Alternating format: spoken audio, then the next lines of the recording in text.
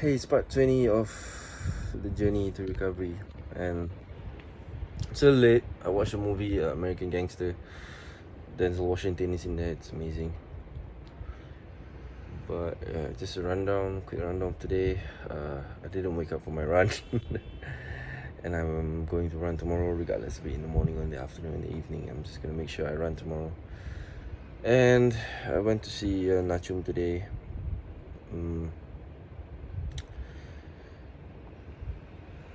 I talked about me missing her, her a lot, which is true. I've been dreaming about you a lot, and it's just a bummer, but it's really really fresh. It's only been 20 days, and now is the part where I sort of reprogram myself and find love for myself in a way that, I have to make sure that I'm okay with being alone and being myself by myself first.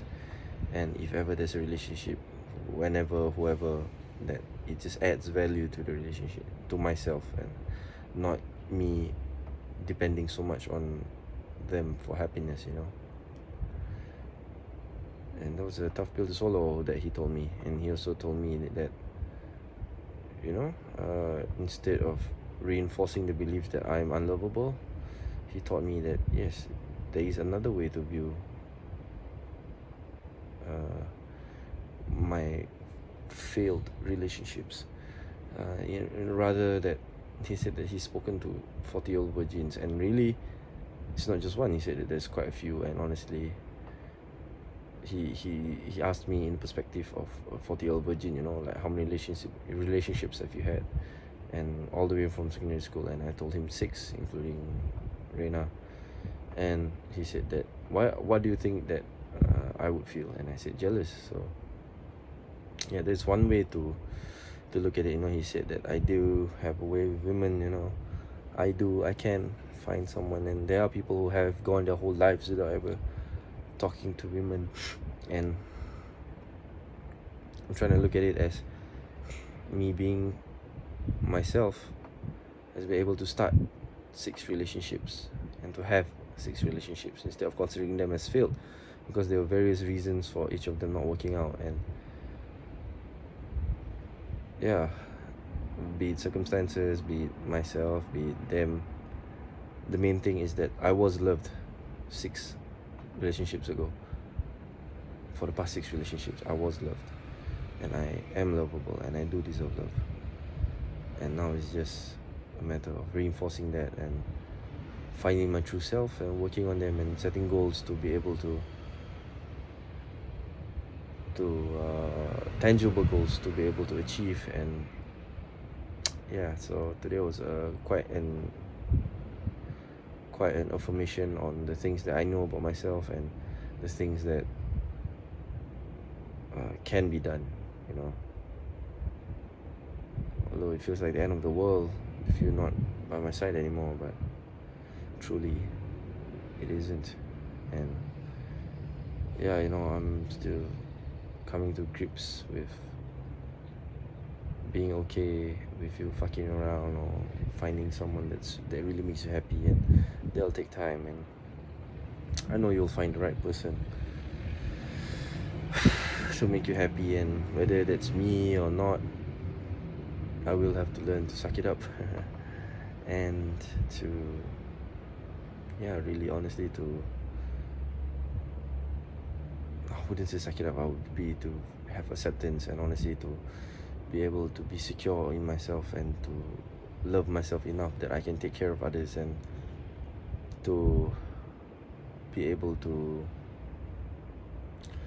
fully accept and love myself before I'm able to take care of anyone, be it my friends, my family. And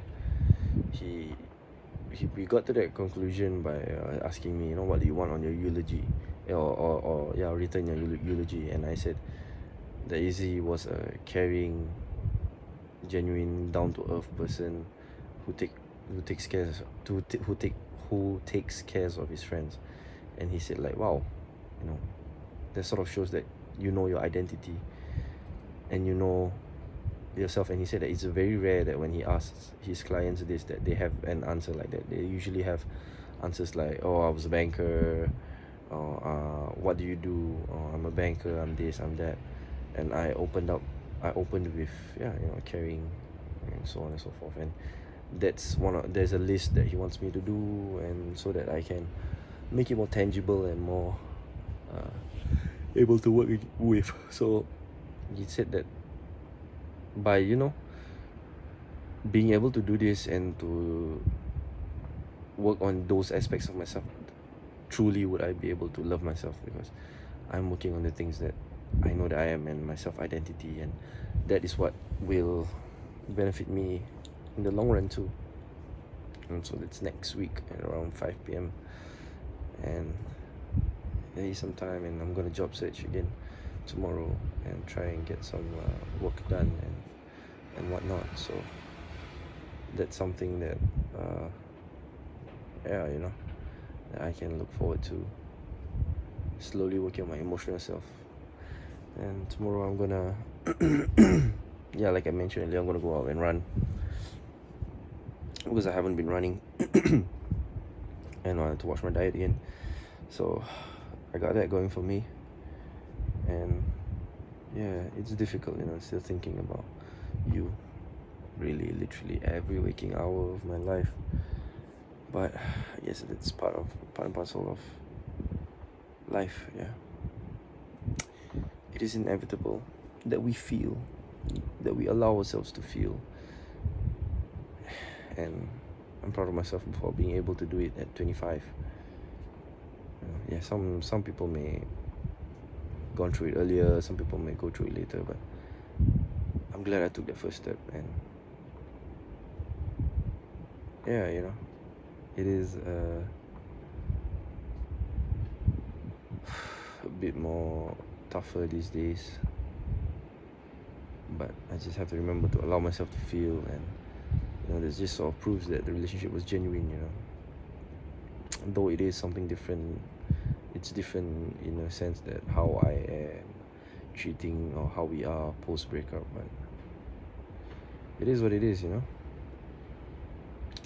It's something different, and that's why I feel so weird inside. But these are the things, the steps that I have to take in order to be the best version of myself. And I'm kind of excited of working on the tangible goals for myself, but at the same time, I just need to remember that I'm human, and that I allow kindness and love and compassion and care for myself into my heart and into myself.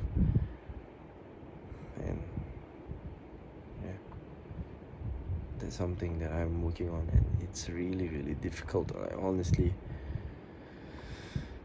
trying to find self-love when I struggle with it my whole life is a challenge. And though it is not something that I would back down from, it is a big, steep hill to climb, and I just have to take my time. I just have to remember to take my time and to be okay with it. So that's the update for day 20, which is actually, it's past midnight right now, so it's for Saturday.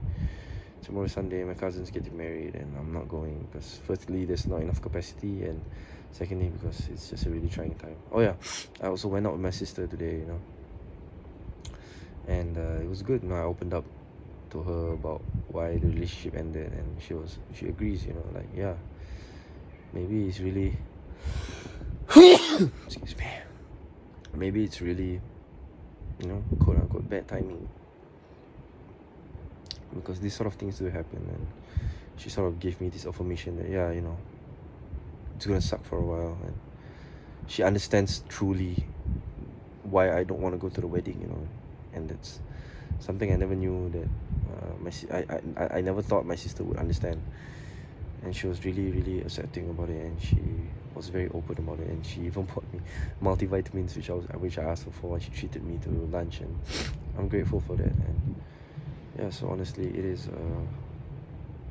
a little bit of a change. I always saw her in a different light, and now when we're adults and when we're in this stage of life, I opened up to her, and I opened up to my older sister too. I opened up to my whole family, and I understood some of her problems too, and she listened to mine, and she gave me she said some good words, like just affirming that yes, it is okay to feel. It's no big deal. It's okay to feel. And that's the thing that I've been drilling my head, ever since day one. It's okay to feel. It's okay to be upset. It's okay to feel angry. It's okay to feel sad. It's okay to grieve, to feel despair, these kinds of things. But Nachum is helping me to change this thinking and this way of life, and truly unlearning something is really difficult. And when you've been doing it your whole lives, especially, but it is still a process, and it is still something that I would have to go through now or later, for the betterment of myself and for the betterment of the future. And Nacho was talking about the way you perceive your past can fuck up your future. And that was where the whole I'm not lovable came from, just because it's six. At the time when I was talking to him, I looked at it as failed relationships, but when he told me, these 6 relationships meant something at that point of time, there was still some form of love and affection in those relationships. So it doesn't mean that I'm not lovable. It just means that I was loved during those times. And it's just that decisions were made and things change, whether be it getting out of a toxic relationship with Ellie, or that whole weird thing I had with Dea and Chamai, and the part where I quote unquote, like, I broke my partner's hearts, which was Era and Ruzana. But those are all that's just all part of me learning more about myself. And he says that now you've seen both sides of the toxic side, I guess. I was on the receiving end and I was the one giving. Especially with Ruzana and all that, I was being a little bit toxic to her, but she didn't see the signs, so I had to be clear with her. So I guess those are learning points, and now it's just a journey of self-love, and I can't afford to let myself waver and let myself dwell on you so much. You'll always be in my mind, you'll always be loved in my heart, and you'll always hold a space there should anything happen. But right now, the majority of it, like the repairing process or the capacity of my heart right now, is you're at 10%, my family's at 20, and my friends are at 20, and I'm spending the other 50% on working on myself. And I truly want to get myself to that point where I'm at 50% of my whole heart capacity to love myself and to be there for myself and to accept myself. And then once I'm at that level, then I will be able to consider opening up the other 50%. Or yeah, I mean, you get the math doesn't add up, but you get what I mean, right? The other 50% to whoever my partner may be at the time. So yeah, I have to keep reaffirming this to myself because it is difficult. But even Nacho agreed, if you go to the States, or if you're in Singapore and you fuck around and you date people and you find someone that makes you happy, then it's okay, because this is your journey now and you decide what happens. And if you think that fucking around will help you with identity, then sure. If you think that dating will help you with identity, then sure. And if you think that your happiness lies in someone from the States or someone from here that's not me, then so be it. I can't change your mind. I can't force you to love me, and whatever happens. That's the thing that I'm gonna try and live by right now. Whatever happens. And to never get tired of the journey, and to not let anyone sully your flame save for yourself. So in order to prevent you sullying your own flame, that's where you need to learn self-acceptance, self-love, learn self-esteem, self-confidence. And these are all things that I'm learning right now, and I am proud of myself for making it this far, and I'm excited for myself for seeing how far I can go. But I just remember to take it easy at times. You ask people to call you Izzy. Remember to take it easy at times. Remember to allow yourself to feel. Remember to allow kindness and love and care and compassion and forgiveness into yourself, because that's what I have to do to allow myself to even move forward, and that's what's gonna happen. So, talk to you tomorrow about progress. Oh yeah, Nachum said you have the tools, you have the knowledge, but what you do with this knowledge is important. So he's told me that I have two homework. One was to work on whatever we talk about just now, and second one is to go for a run tomorrow, because I know the steps and I know what I have to do, but I have to do it. I have to get myself to do it. So he told me to go for a run tomorrow, and so I will do it. Be it whatever time it is, I'm just gonna go for a run just to get back that momentum. And then I'll talk to you tomorrow. As usual, take care, stay safe, love you.